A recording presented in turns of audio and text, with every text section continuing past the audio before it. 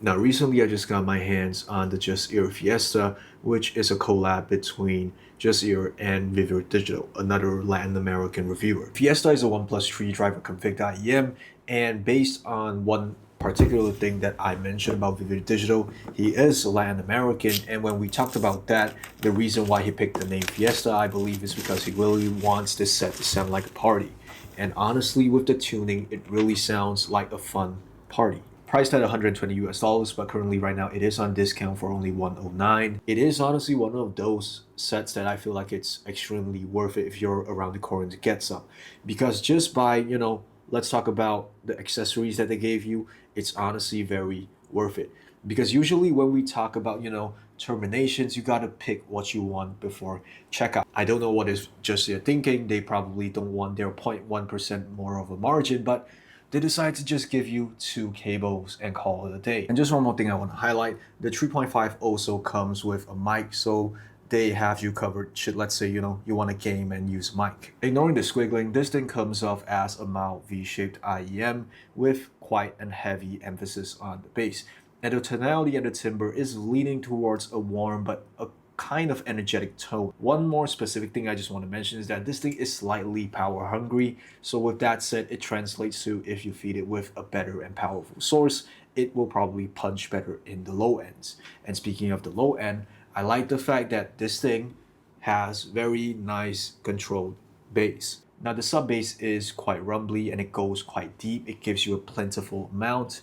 But I like the fact that first of all, it has a slightly different characteristics than other types of sub basses. It is more looser feeling rather than certain sub bass when they rumble. It's kind of structured. It's kind of rigid. This thing just has a more looser vibe to it with a very heavy amount of sub bass. Sometimes mids and lower bass might have some sub bass bleed. Technically, this thing has a little bit of that, but with very good imaging and separation, you don't really tend to feel like it's a little bit muddied out. And speaking of the lower bass and the mid bass, the fact that this thing is not, overly bloated in those two areas where usually, if you have a boomy sub bass, if you have a very strong sub bass, chances are those two aspects might get a little bit bloated. It might get a little bit too much. But no, this thing is quite good in that sense. And also, you do tend to feel like mid bass is a little bit more forward than subs. But there is one particular thing that I've noticed is that, again, going back to the fact that this thing needs a powerful source, if I'm using it on my ZH3, it's gonna sound alright. But if let's say I'm gonna be using it on my dongle DAC certain times, you might feel like, the bass is just a step behind the mids in terms of the speed, in terms of the mid range. I'm sorry. The vocals are, I would say, on the more transparent side of things. So overall, if you're going to be having tracks with good mastering, you're going to hear the best of everything. So it also does help to some degree on certain tracks, such as specifically hip hop tracks from JID, from Clips. They usually come off quite sterile. They usually come off quite flat, quite boring in terms of, their inflections, their tone, their emotions. But this thing kind of thickens it up just a little bit and give it a little bit more completeness. And when it comes to singing, something like from Rich Brian, something from the lines of, let's say, Joji, all of them will definitely have a good amount of richness, a good amount of body as you are hearing the vocalist. Now going on to the mid-range, which honestly I am more surprised about this than the bass, is the fact that it really is very playful. It really is very dynamic, but at the same time, the analyticalness kind of kicks in, so you can hear the nuances of certain instrument notes. Examples that I pulled up and written down is Rich Brian's Senja.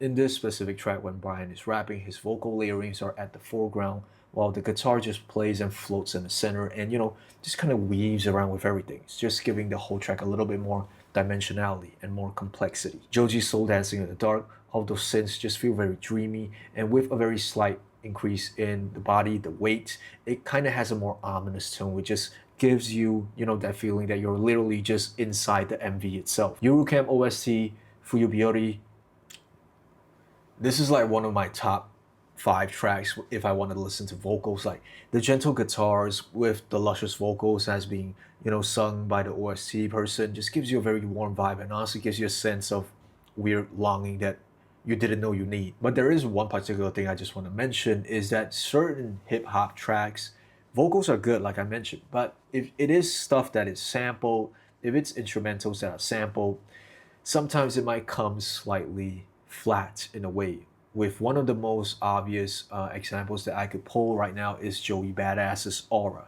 You do feel like that sample is good. It kind of gives you a very good vibe, but if you were to sit down for 30 seconds and just focus, you tend to feel like it's a little bit flattened out. Now going on to the upper mids and treble, this is when I feel like the Fiesta really shows how good this thing controls the treble response, where instruments again still sound quite energetic and it has that level of sparkle, but in no way does it feel, a little bit too bright or a little bit too fatiguing. Percussions are also very well balanced in terms of its energy, in terms of its crisp. Instruments in this region also tend to stand out a little bit more because, very obviously it's going to have more sparkle. One little nitpick that I just want to mention, which is more preference based, is that the Fiesta is not an airy set. So the treble extension on this is a little bit on the average side.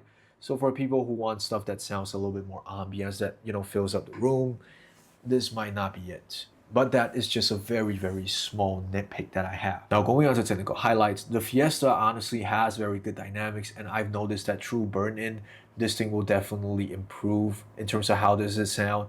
It is going to be having even more coherency in the bass line specifically. Staging of the IEM is also executed very well.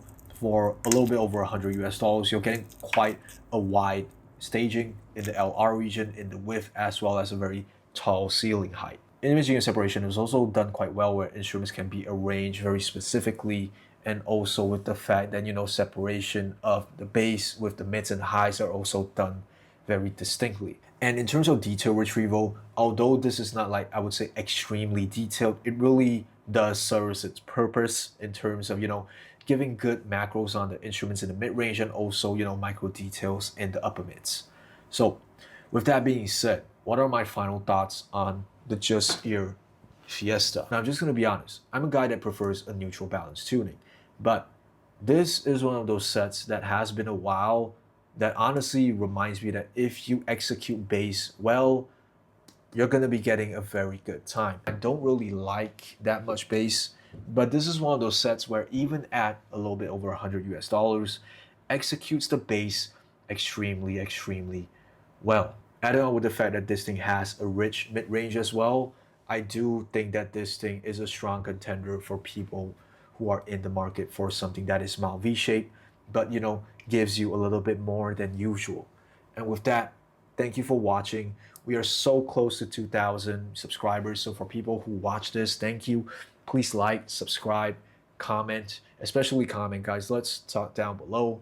This has been a very good video, and initially I was planning to do the Makina Audio T100B, but this thing just garners me a little bit more attention, so that's why I'm doing this first.